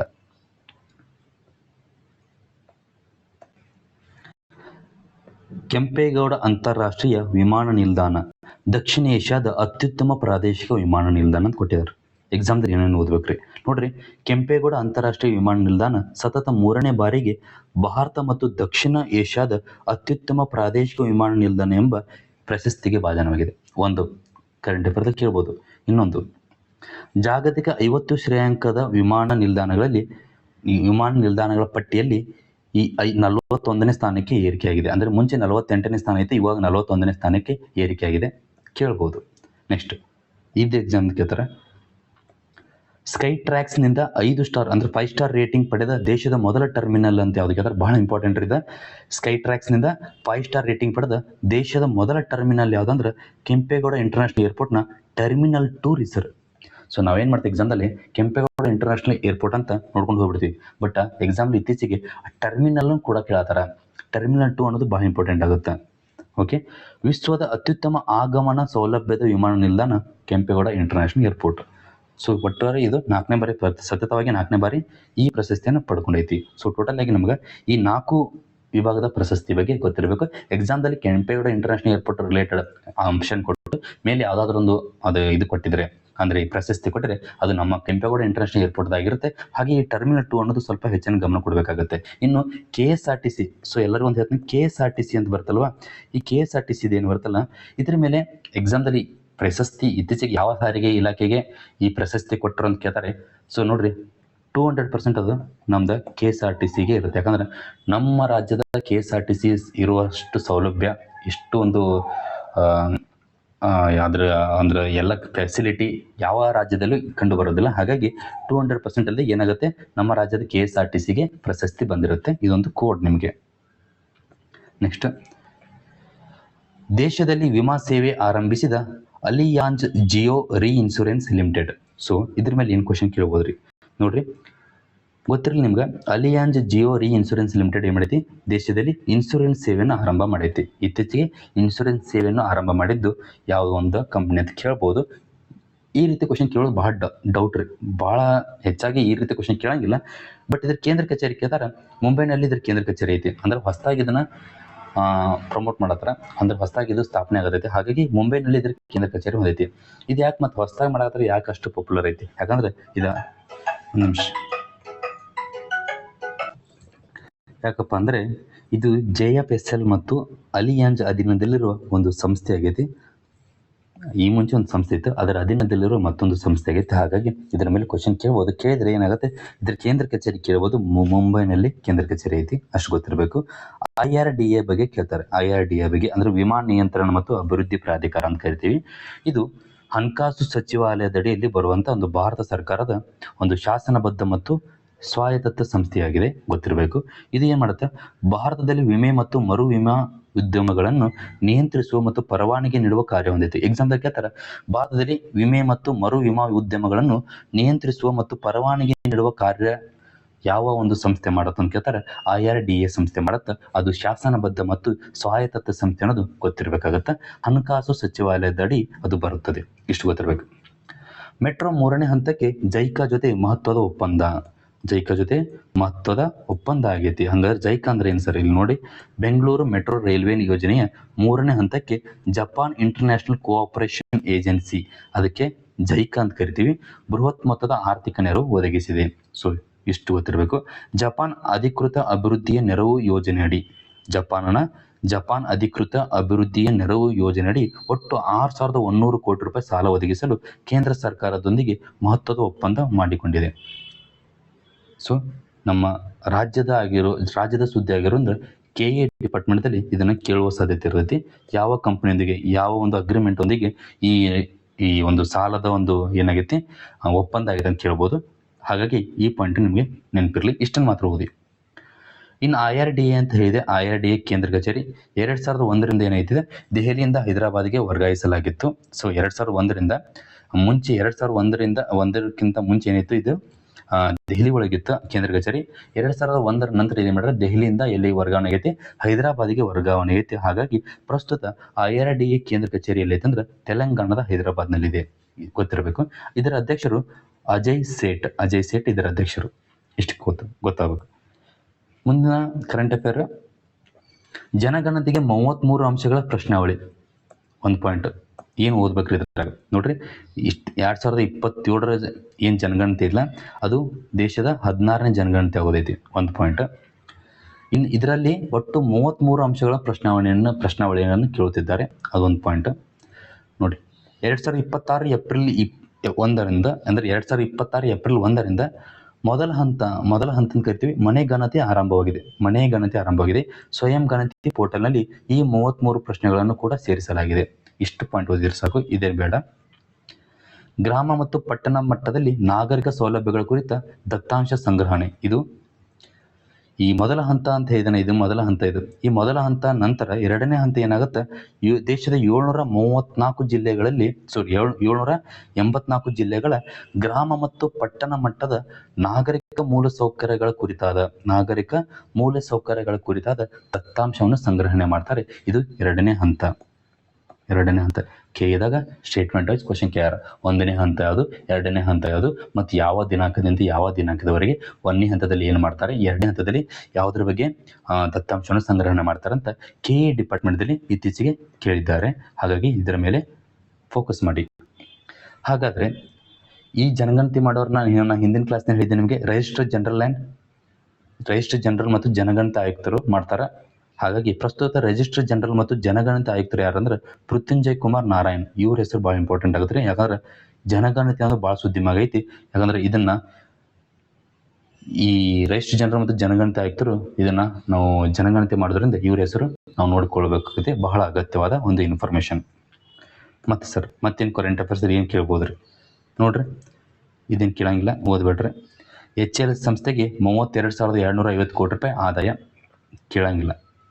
ಏನು ಕೇಳ್ಬೋದು, ಮಾರ್ಕ್ 1A HTT-40 ವಿಮಾನಗಳು ಮತ್ತು ತೇಜಸ್ ಮಾರ್ಕ್ 1A ಯುದ್ಧ ವಿಮಾನಗಳು. ಸೊ ಮಾರ್ಕ್ 1A HTT 40 ಮತ್ತು ತೇಜಸ್ ಮಾರ್ಕ್ 1A ಯುದ್ಧ ವಿಮಾನಗಳು ಯಾವ ಒಂದು ಸಂಸ್ಥೆ, ಯಾವ ಒಂದು ಆರ್ಗನೈಸೇಷನ್ ಇದನ್ನು ತಯಾರು ಮಾಡ್ತಂತ ಕೇಳ್ತಾರೆ. ಗೊತ್ತಿರಲಿ, HAL ಹಾಲ್ ಇದನ್ನು ತಯಾರು ಮಾಡುತ್ತೆ. ಇಷ್ಟು ಗೊತ್ತಿರಬೇಕು. ಇನ್ನು ಹಿಂದೂಸ್ತಾನ್ ಏರೋನಾಟಿಕ್ಸ್ ಲಿಮಿಟೆಡ್ ಬಗ್ಗೆ ಮಾಹಿತಿ ಬೇಕಾದ್ರೆ ಕೇಂದ್ರ ಕಚೇರಿಯಲ್ಲಿ ಹೆಸರಿರುತ್ತೆ, ಬೆಂಗಳೂರಿನಲ್ಲಿ ಐತಿ. ಯಾವಾಗ ಸ್ಥಾಪನೆ ಆಗುತ್ತೆ? 1940 ಡಿಸೆಂಬರ್ 23ರಂದು ಸ್ಥಾಪನೆ ಆಗುತ್ತೆ. ಸ್ಥಾಪನೆ ಮಾಡಿದವರು ವಾಲ್ಚಂದ್ ಹೀರಾಚಂದ್ ಅವರು ಸ್ಥಾಪನೆ ಮಾಡ್ತಾರೆ. ಓಕೆ, ಯಾವ ಹೆಸರಿನಿಂದ ಸ್ಥಾಪನೆ ಆಗಿತ್ತು ಅಂದ್ರೆ ಹಿಂದೂಸ್ತಾನ್ ಏರ್ಕ್ರಾಫ್ಟ್ ಲಿಮಿಟೆಡ್ ಎಂಬ ಹೆಸರಿನಿಂದ ಸ್ಥಾಪನೆ ಆಗಿತ್ತು. ಮುಂದೆ ಏನಾಗುತ್ತೆ? 1964ರಲ್ಲಿ ಅಂದ್ರೆ 1964 ಅಕ್ಟೋಬರ್ 1ರಂದು ಹಿಂದೂಸ್ತಾನ್ ಏರೋನಾಟಿಕ್ಸ್ ಲಿಮಿಟೆಡ್ ಎಂದು ಮರುನಾಮಕರಣ ಆಗುತ್ತೆ. ಸೊ ಇದನ್ನು ಸ್ಥಾಪನೆ ಮಾಡಿದಾಗ ಯಾರ ಒಂದು ಸಹಯೋಗದಿಂದ ಈ ವಾಲ್ಚಂದ್ ಹೀರಾಚಂದ್ ಅವರು ಇದನ್ನು ಸ್ಥಾಪನೆ ಮಾಡ್ತಾರೆ ಅಂದ್ರೆ ಮೈಸೂರು ರಾಜರಾದ ಜಯಚಾಮರಾಜ ಒಡೆಯರ ಸಹಯೋಗದಿಂದ ಇದನ್ನು ಸ್ಥಾಪನೆ ಮಾಡ್ತಾರೆ. ಇಷ್ಟು ಗೊತ್ತಿರಲಿ. ಮತ್ತೆ ಇನ್ನೊಂದೇನು ಕ್ವಶನ್ ಕೇಳ್ಬೋದು ಸರ್ ಇದ್ರ ಮೇಲೆ ನೋಡ್ರಿ. ಇದು ಭಾರತೀಯ ಸಾರ್ವಜನಿಕ ವಲಯದ ಏರೋಸ್ಪೇಸ್ ಮತ್ತು ರಕ್ಷಣಾ ಕಂಪನಿ ಆಗೈತಿ. ಅಷ್ಟು ಗೊತ್ತಿರಬೇಕು. ಮತ್ತೆ ಇಂಪಾರ್ಟೆಂಟ್ ಏನಂದ್ರೆ 14ನೇ ಮಹಾರತ್ನ ಸ್ಥಾನ ಪಡೆದ HAL ಸಂಸ್ಥೆ. ಸೊ HAL ಸಂಸ್ಥೆ ಏನೈತಿ? ಮಹಾರತ್ನ ಸ್ಥಾನದಾಗೈತ್ರಿ. ಮಹಾರತ್ನ ಸ್ಥಾನವನ್ನು ಭರ್ತಿ ಮಾಡ್ಕೊಂಡೈತಿ. 14ನೇ ಮಹಾರತ್ನ ಸ್ಥಾನವನ್ನು ಪಡ್ಕೊಂಡೈತಿ. ಭಾರತದಲ್ಲಿ ಒಟ್ಟು ಎಷ್ಟು ಮಹಾರತ್ನ ಸ್ಥಾನ ಪಡೆದ ಸಾರ್ವಜನಿಕ ವಲಯದ ಸಂಸ್ಥೆಗಳಿವೆ ಎಂಬ ಕ್ವಶನ್ ಕೇಳ್ತಾರೆ. ಭಾರತದಲ್ಲಿ ಒಟ್ಟು ಪ್ರಸ್ತುತ 14 ಮಹಾರತ್ನ ಸ್ಥಾನವನ್ನು ಪಡೆದ ಸಾರ್ವಜನಿಕ ವಲಯದ ಸಂಸ್ಥೆಗಳಿವೆ. ಒಟ್ಟು ಅಂದ್ರೆ ಸಾರ್ವಜನಿಕ ವಲಯದಲ್ಲಿ ಮಹಾರತ್ನ ಸ್ಥಾನವನ್ನು ಪಡೆದ ಒಟ್ಟು ಸಂಸ್ಥೆಗಳು ಎಷ್ಟಂದ್ರೆ 14. ಎಕ್ಸಾಮ್ದಲ್ಲಿ ಕೇಳ್ತಾರೆ. 14ನೇದು ಯಾವ್ದ್ರಿ? HAL ಹಾಲ್ ಅನ್ನೋದು ಗೊತ್ತಿರಬೇಕು. ನೆಕ್ಸ್ಟ್, ಸಾಮರ್ಥ್ಯ ನಿರ್ಮಾಣ ಆಯೋಗದ ಸಾಧನಾ ಸಪ್ತಾಹ 2026. ಇದರಲ್ಲಿ ಏನು ಓದ್ಬೇಕು ಸರ್ ಎಕ್ಸಾಮ್ದಲ್ಲಿ? ನೋಡ್ರಿ, ಸಾಧನಾ ಸಪ್ತಾಹ ಅನ್ನೋದು ಒಂದು ಮಿಷನ್ ಕರ್ಮಯೋಗಿ ಅಡಿಯಲ್ಲಿನ ಒಂದು ಉಪಕ್ರಮವಾಗೈತ್ರಿ. ಸಾಧನಾ ಸಪ್ತಾಹ ಅನ್ನೋದು ಈ ಮಿಷನ್ ಕರ್ಮಯೋಗಿ ಅಂತ ಬರುತ್ತಲ್ಲ, ಅದರ ಅಡಿಯಲ್ಲಿರೋ ಒಂದು ಉಪಕ್ರಮ ಆಗೈತಿ. ಇದನ್ನು ನಾಗರಿಕ ಸೇವೆಗಳ ಸಾಮರ್ಥ್ಯ ವೃದ್ಧಿಗಾಗಿ ರಾಷ್ಟ್ರೀಯ ಕಾರ್ಯಕ್ರಮ ಎಂದು ಕರೆಯುತ್ತಾರೆ. ಸ್ಟೇಟ್ಮೆಂಟ್ ವೈಸ್ ಕ್ವಶನ್ ಕೇಳಬಹುದು. ಆಯ್ತಾ? ಇದು ಸಿಬ್ಬಂದಿ ಮತ್ತು ತರಬೇತಿ ಇಲಾಖೆಯಿಂದ ಜಾರಿಗೆ ತರಲಾಗುತ್ತಿರುವ ಕೇಂದ್ರ ವಲಯದ ಯೋಜನೆ ಆಗೈತ್ರಿ ಸರ್. ಕೇಂದ್ರ ವಲಯದ ಯೋಜನೆ, ಹಾಗಾಗಿ ಇಂಪಾರ್ಟೆಂಟ್ ಆಗುತ್ತೆ. ಸಾಧನಾ ಸಪ್ತಾಹ 2026 ಸಿಬ್ಬಂದಿ ಮತ್ತು ತರಬೇತಿ ಇಲಾಖೆ, ಸಾಮರ್ಥ್ಯ ನಿರ್ಮಾಣ ಆಯೋಗ ಮತ್ತು ಕರ್ಮಯೋಗಿ ಭಾರತ ಅವರು ಆಯೋಜಿಸಿದ್ದರು. ಸೊ ಒಟ್ಟು 3 ಸೂತ್ರಗಳ ಅಡಿಯಲ್ಲಿ ಆಯೋಜಿಸಲಾಗಿತ್ತು. ತಂತ್ರಜ್ಞಾನ, ಸಂಪ್ರದಾಯ ಮತ್ತು ಸ್ಪಷ್ಟ ಫಲಿತಾಂಶಗಳು ಎಂಬ 3 ಸೂತ್ರಗಳ ಅಡಿಯಲ್ಲಿ ಇದನ್ನು ಆಯೋಜಿಸಲಾಗಿತ್ತು. ಇಷ್ಟು ಓದಿದರೆ ಈ ಕರೆಂಟ್ ಅಫೇರ್ಸ್ ಸಾಕು, ಇವೆಲ್ಲ ಬೇಡ. ನೆಕ್ಸ್ಟ್, ವಿವಾಹಿತ ಪುರುಷನ ಲಿವ್ ಇನ್ ರಿಲೇಶನ್ಶಿಪ್ ಅಂದರೆ ಅಪರಾಧವಲ್ಲ ಎಂದು ಇತ್ತೀಚೆಗೆ ಯಾವ ಹೈಕೋರ್ಟ್ ತೀರ್ಪು ನೀಡೈತೆ ಅಂತ ಕೇಳ್ತಾರೆ ಎಕ್ಸಾಮ್ದಲ್ಲಿ? ಅಲಹಾಬಾದ್ ಹೈಕೋರ್ಟ್ ಎಂಬ ತೀರ್ಪು ನೀಡೈತಿ. ಇಷ್ಟು ಕರೆಂಟ್ ಅಫೇರ್ಸ್ ಸಾಕು, ಇವೆಲ್ಲ ಅವಶ್ಯಕತೆ ಇಲ್ಲ. ಅರಕು ಕೌನಿಯ ಬಿಡುಗಡೆಗೆ ಆಂಧ್ರ ಸರ್ಕಾರ. ಇದರಲ್ಲಿ ಏನು ಕೇಳಿದ್ರಿ? ಆಂಧ್ರ ಪ್ರದೇಶದ ಸರ್ಕಾರವು ರಾಜ್ಯದ ಮೊದಲ ಬುಡಕಟ್ಟು ರಾಗಿ ಆಧಾರಿತ ಆಹಾರ ಮೆನು ಯಾವುದು? ಅರಕು ಕೌನಿಯನ್ನು ಬಿಡುಗಡೆ ಮಾಡೈತಿ. 1 ಲೈನ್ ಕರೆಂಟ್ ಅಫೇರ್ ಇದ್ರೆ ಸಾಕ್ರಿ, ಇಷ್ಟು ಓದಿದ್ರೆ ಸಾಕು. ಧಾರ್ಮಿಕ ಸ್ವಾತಂತ್ರ್ಯ ಮಸೂದೆ 2026 ಮಹಾರಾಷ್ಟ್ರ ಸರ್ಕಾರ. ಏನು ಕ್ವಶನ್ ಕೇಳ್ಬೋದು ಎಕ್ಸಾಮ್ದಲ್ಲಿ? ಇತ್ತೀಚೆಗೆ ಯಾವ ರಾಜ್ಯವು ಧಾರ್ಮಿಕ ಸ್ವಾತಂತ್ರ್ಯ ಮಸೂದೆ 2026 ಅಂಗೀಕರಿಸಿತು ಅಂತ ಕೇಳ್ತಾರೆ? ಮಹಾರಾಷ್ಟ್ರ ವಿಧಾನಸಭೆ ಅನ್ನೋದು ಗೊತ್ತಿರಬೇಕು ನಿಮಗೆ. ಸೊ ಏನ್ರಿ ಇದೆ ಧಾರ್ಮಿಕ? ಇಷ್ಟು ಒನ್ ಲೈನ್ ಕರೆಂಟ್ ಅಫೇರ್ ಇದೆ. ಇದನ್ನ ಎಕ್ಸಾಮ್ದಲ್ಲಿ ಕೇಳ್ತಾರೆ. ಏನಂತಂದ್ರೆ ಈ ಬಲವಂತ ಮಾಡಿದು ವಂಚನೆ ಮಾಡಿ ಮತ್ತು ವಿವಾಹ ಮೂಲಕ ಏನು ಮಾಡ್ತಾರೆ? ಧಾರ್ಮಿಕ ಮತಾಂತರ ಮಾಡ್ತಾರೆ ಮತ್ತು ಈ ಥರ ಮಾಡ್ತಾರಲ್ಲ, ಅದಕ್ಕೆಲ್ಲ ಒಂದು ಕಡಿವಾಣ ಹಾಕಕ್ಕೆ ಈ ಮಹಾರಾಷ್ಟ್ರ ಸರ್ಕಾರದವ್ರು ಏನು ಮಾಡ್ಯಾರ? ಧಾರ್ಮಿಕ ಸ್ವಾತಂತ್ರ್ಯ ಮಸೂದೆ 2026 ಅಂಗೀಕಾರ ಮಾಡ್ಯಾರ. ಇಷ್ಟು ಗೊತ್ತಿರಬೇಕು. ನೆಕ್ಸ್ಟ್, ಪಶ್ಚಿಮ ಬಂಗಾಳದ ರಾಜ್ಯಪಾಲರಾಗಿ RN ರವಿ ನೇಮಕ ಆಗ್ಯಾರ. ಓಕೆ, ಇದರಲ್ಲಿ ಏನು ಕರೆಂಟ್ ಅಫೇರ್ಸ್ ನೋಡ್ಕೋಬೇಕು ನೋಡ್ರಿ. ಇದ್ರಾಗ ಇಂಪಾರ್ಟೆಂಟ್ ಆಗುತ್ತೆ, ಇದು ಮಾತ್ರ ಭಾಳ ಇಂಪಾರ್ಟೆಂಟ್ ಆಗುತ್ತೆ. ನೆಕ್ಸ್ಟ್ ಅಪ್ಕಮಿಂಗ್ ಎಕ್ಸಾಮ್ಗೆ ಇದ್ರ ಮೇಲೆ ಕ್ವಶನ್ ಕೇಳೋ ಚಾನ್ಸಸ್ ಜಾಸ್ತಿ ಇರುತ್ತೆ. Double star. ಓಕೆ, ಏನು ಕೇಳ್ಬೋದ್ರಿ ನೋಡ್ರಿ. ಇತ್ತೀಚೆಗೆ ಪಶ್ಚಿಮ ಬಂಗಾಳದ ರಾಜ್ಯಪಾಲರಾಗಿದ್ದ ಆನಂದ್ ಬೋಸ್, ಇವ್ರ ಹೆಸರು ಕೂಡ ನೆನ್ಪಿಟ್ಕೊಳ್ಳಿ. ಪಶ್ಚಿಮ ಬಂಗಾಳದ ರಾಜ್ಯಪಾಲರಾಗಿದ್ದರು ಇವರು. ಈಗ ಆನಂದ್ ಬೋಸ್ ಅವರು ಇವ್ರು ಏನು ಮಾಡ್ಯಾರ? ಈಗ ರಾಜೀನಾಮೆ ಕೊಟ್ಟಾರ. ಈ ರಾಜೀನಾಮೆ ಕೊಟ್ಟಿರೋದ್ರಿಂದ ಇವರ ಸ್ಥಾನಕ್ಕೆ ಯಾರು ಬಂದಾರ ಅಂದ್ರೆ ತಮಿಳುನಾಡಿನ ರಾಜ್ಯಪಾಲರಾಗಿದ್ದ RN ರವಿ ಅವರು ಪಶ್ಚಿಮ ಬಂಗಾಳದ 22ನೇ ರಾಜ್ಯಪಾಲರಾಗಿ ನೇಮಕ ಆಗ್ಯಾರ. ಸೊ ಪಶ್ಚಿಮ ಬಂಗಾಳದ ರಾಜ್ಯಪಾಲರು ಆನಂದ್ ಬೋಸ್ ಅವರಿದ್ರು. ಆನಂದ್ ಬೋಸ್ ಅವರು ಪಶ್ಚಿಮ ಬಂಗಾಳದ ರಾಜ್ಯಪಾಲರಾಗಿದ್ದರು. ಅವ್ರದ್ದು ಏನು ಮಾಡ್ಯಾರ? ರಾಜೀನಾಮೆ ಕೊಟ್ಟಾರ. ಹಾಗಾಗಿ ತಮಿಳುನಾಡಿನಲ್ಲಿ ಇದ್ದ ರಾಜ್ಯಪಾಲರನ್ನ ಏನು ಮಾಡ್ಯಾರ? ಪಶ್ಚಿಮ ಬಂಗಾಳಕ್ಕೆ ಟ್ರಾನ್ಸ್ಫರ್ ಮಾಡ್ಯಾರ. ಅಲ್ಲ, ಆ ಪಶ್ಚಿಮ ಬಂಗಾಳದ ರಾಜ್ಯಪಾಲರನ್ನಾಗಿ ನೇಮಕ ಮಾಡ್ಯಾರ. ಟ್ರಾನ್ಸ್ಫರ್ ಅನ್ಬಾರ್ದು, ಆ ವರ್ಡ್ ತಪ್ಪಾಗುತ್ತೆ. ತಮಿಳುನಾಡಿನ ರಾಜ್ಯಪಾಲರನ್ನಾಗಿ ನೇಮಕ ಮಾಡ್ಯಾರ RN ರವಿ ಅವರನ್ನು. ಗೊತ್ತಿರಬೇಕು. ಅಂದ್ರೆ ಏನು ಕೇಳ್ತಾರೆ, ತಮಿಳುನಾಡಿನ ಅಂದ್ರೆ ಪಶ್ಚಿಮ ಬಂಗಾಳದ ನೂತನ ರಾಜ್ಯಪಾಲರು ಯಾರು ಅಂತ ಕೇಳಿದ್ರೆ RN ರವಿ ಅಂತ ಹೇಳ್ಬೇಕು. ಅವ್ರ ಹಿಂದಿದ್ದಂಥ ರಾಜ್ಯಪಾಲರ ಹೆಸರು ಕೂಡ ಕೇಳ್ತಾರೆ, ಆನಂದ್ ಬೋಸ್ ಅಂತ ಹೇಳ್ಬೇಕು. ಆದ್ರೆ ತಮಿಳುನಾಡಿನಾಗ ಯಾರಾದ್ರೂ ಸರ್ ಈಗ ನೆಕ್ಸ್ಟ್ ನಮ್ಮ ಕರೆಂಟ್ ಅಂದ್ರೆ ಇವ್ರು ಏನು ಕೇಳ್ತಾರೆ, ನೆಕ್ಸ್ಟ್ ಇನ್ನೊಂದು ಡೆಪ್ತಾಗಿ ಹೋಗ್ತಾರೆ. ಕೇರಳ ರಾಜ್ಯದ ರಾಜ್ಯಪಾಲರಾದ ರಾಜೇಂದ್ರ ವಿಶ್ವನಾಥ್ ಅರ್ಲೇಕರ್ ಅವರಿಗೆ ತಮಿಳುನಾಡು ರಾಜ್ಯದ ರಾಜ್ಯಪಾಲರಾಗಿ ಹೆಚ್ಚುವರಿ ಅಧಿಕಾರವನ್ನು ನೀಡಲಾಗಿದೆ. ಈ ರಾಜೇಂದ್ರ ವಿಶ್ವನಾಥ್ ಅರ್ಲೇಕರ್ ಅವರು ಆಲ್ರೆಡಿ ಕೇರಳ ರಾಜ್ಯದ ರಾಜ್ಯಪಾಲರು ಅದಾರ, ಈಗ ಪ್ರೆಸೆಂಟ್ ಅದಾರ. ಈಗ ಅವ್ರಿಗೆ ಮಾಡಿದ್ರೆ ಹೆಚ್ಚುವರಿ ಅಧಿಕಾರಿಯಾಗಿ ತಮಿಳುನಾಡಿನ ರಾಜ್ಯಪಾಲರಾಗಿ ನೇಮಕ ಮಾಡ್ಯಾರ. ಅಂದ್ರೆ ಕೇರಳ ರಾಜ್ಯಪಾಲರು ಅವರೇ, ತಮಿಳುನಾಡಿನ ರಾಜ್ಯಪಾಲರು ಇವರೇ ಆಗಿರ್ತಾರೆ. ಸೊ ಇದರ ಬಗ್ಗೆ ನಮಗೆ ಸಂವಿಧಾನದ 153ನೇ ವಿಧಿ ಹೇಳುತ್ತೆ. ಏನು ಹೇಳುತ್ತಂದ್ರೆ, ರಾಜ್ಯಕ್ಕೊಬ್ಬ ರಾಜ್ಯಪಾಲರು ಅಥವಾ 2 ಅಥವಾ 2ಕ್ಕಿಂತ ಹೆಚ್ಚು ರಾಜ್ಯಗಳಿಗೆ ಒಬ್ಬ ರಾಜ್ಯಪಾಲರನ್ನು ನೇಮಿಸಲು ಅವಕಾಶ ಕಲ್ಪಿಸಲಾಗುವುದು. ಯಾವುದು? 153ನೇ ವಿಧಿ ಗೊತ್ತಿರಬೇಕು. ನೆಕ್ಸ್ಟ್, ಲಡಾಖ್ನ ಲೆಫ್ಟಿನೆಂಟ್ ಗವರ್ನರ್ ಜನರಲ್ ಆಗಿ ಅಂದ್ರೆ ಲಡಾಖ್ನ ಲೆಫ್ಟಿನೆಂಟ್ ಗವರ್ನರ್ ಆಗಿ ವಿನಯ್ ಕುಮಾರ್ ಸಕ್ಸೇನಾ ಅವರು ನೇಮಕ ಆಗ್ಯಾರ. ವಿನಯ್ ಕುಮಾರ್ ಸಕ್ಸೇನಾ ಅವರು ನೇಮಕ ಆಗ್ಯಾರ, ಗೊತ್ತಿರ್ಬೇಕು ನಿಮ್ಗೆ. ಇವ್ರನ್ನ ಉಪರಾಜ್ಯಪಾಲರಿಂದ ಕರೀತಾರೆ. ಅಂದ್ರೆ ಲಡಾಖ್ನಲ್ಲಿ ಈ ಲೆಫ್ಟಿನೆಂಟ್ ಗವರ್ನರ್ಗಳಿಗೆ ಇನ್ನೊಂದು ಹೆಸರು ಏನಂದ್ರೆ ಉಪರಾಜ್ಯಪಾಲರು ಅಂತ ಕರಿತೀವಿ. ಇತ್ತೀಚೆಗೆ ಆಯ್ಕೆ ಆದವರು ವಿನಯ್ ಕುಮಾರ್ ಸಕ್ಸೇನಾ. ಇಷ್ಟು ಓದಿದರೆ ಸಾಕು. ಸೊ ಓಕೆ ಗೈಸ್, ಇವತ್ತಿನ ಕರೆಂಟ್ ಅಫೇರ್ಸ್ ಇಲ್ಲಿಗೆ ಮುಗೀತು. ಸೊ ನಿಮಗೆ ಈ ಕ್ಲಾಸ್ ಹೇಗೆ ಅನಿಸಿದೆ ಕಮೆಂಟ್ ಬಾಕ್ಸ್ನಲ್ಲಿ ಪ್ಲೀಸ್ ತಿಳಿಸಿ. ಹಾಗಾದರೆ ನೀವು ಒಂದು ವೇಳೆ ಅಂದರೆ ಏನೆಲ್ಲ ಇದರಲ್ಲಿ ಇನ್ನೂ ನಾವು ರಿಫಾರ್ಮ್ಸ್ ಮಾಡ್ಕೋಬೇಕು, ಏನೆಲ್ಲ ಸುಧಾರಿಸ್ಕೋಬೇಕು ಅಂತ ಹೇಳಿದರೆ ಅದನ್ನು ನಮಗೆ ಮುಂದಿನ ವಿಡಿಯೋನಲ್ಲಿ ಸುಧಾರಿಸ್ಕೊಳ್ಳೋಕ್ಕೆ ನಮಗೆ ಒಂದು ಅವಕಾಶ ಕೊಟ್ಟಂತಾಗುತ್ತದೆ. ಇನ್ನು ಯಾರೆಲ್ಲ ಸಬ್ಸ್ಕ್ರೈಬ್ ಮಾಡಿಲ್ಲ ಸಬ್ಸ್ಕ್ರೈಬ್ ಮಾಡಿ, ನಿಮ್ಮ ಫ್ರೆಂಡ್ಸ್ಗೂ ಕೂಡ ಇದೇ ರೀತಿ ಈ ರೀತಿ ಇದೆ ಅನ್ನೋ ಒಂದು ಚಾನಲ್ ಇದೆ ಅಂತ ಹೇಳಿ ಶೇರ್ ಮಾಡಿ, ನಮಗೂ ಸಹಾಯವಾಗುತ್ತೆ. ಮುಂದೆ ಇನ್ನೂ ಹೆಚ್ಚು ಹೆಚ್ಚು ವಿಡಿಯೋಗಳು ಮಾಡೋಕ್ಕೆ ನಮಗೆ ಉತ್ಸಾಹ ಸಿಗುತ್ತೆ ಅಂತ ಹೇಳ್ತಾ ಇವತ್ತಿಗೆ ಇಲ್ಲಿನ ಕ್ಲಾಸ್ ಮುಕ್ತಾಯ ಮಾಡುತ್ತೇನೆ. ಸೊ ಎಲ್ಲರಿಗೂ ಧನ್ಯವಾದ ಅಂತ ಹೇಳ್ತಾ, so see you, take care, bye bye.